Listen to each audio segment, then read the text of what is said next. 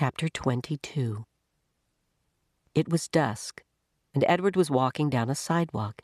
He was walking on his own, putting one foot in front of the other without any assistance from anybody. He was wearing a fine suit made of red silk.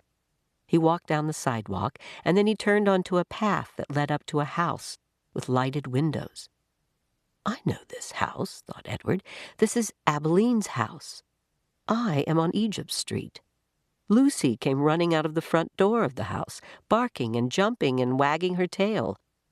"Down, girl," said a deep, gruff voice. Edward looked up, and there was Bull standing at the door. "Hello, Malone," said Bull. "Hello, good old rabbit pie.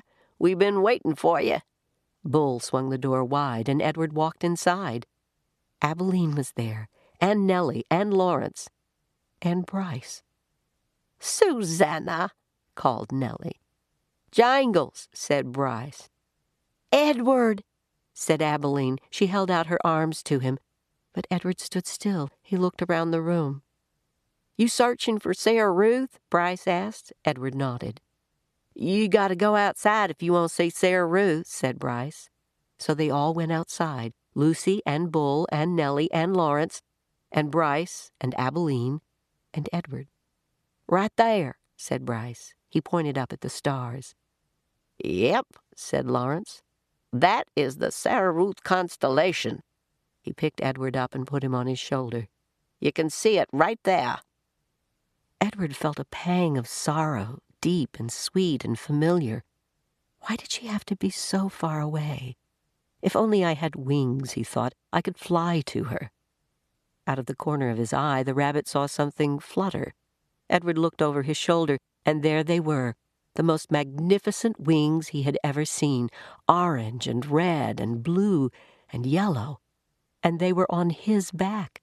They belonged to him. They were his wings. What a wonderful night this was! He was walking on his own. He had an elegant new suit, and now he had wings. He could fly anywhere, do anything. Why had he never realized it before? His heart soared inside of him. He spread his wings and flew off Lawrence's shoulders, out of his hands and up into the nighttime sky, toward the stars, toward Sarah Ruth. "No!" shouted Abeline. "Catch him!" said Bryce. Edward flew higher. Lucy barked. "Malone!" shouted Bull, and with a terrific lunge he grabbed hold of Edward's feet and pulled him out of the sky and wrestled him to the earth. "You can't go yet," said Bull. "Stay with us," said Abeline. Edward beat his wings, but it was no use. Bull held him firmly to the ground. "Stay with us," repeated Abeline. Edward started to cry. "I couldn't stand to lose him again," said Nellie. "Neither could I," said Abeline. "It would break my heart." Lucy bent her face to Edward's. She licked his tears away.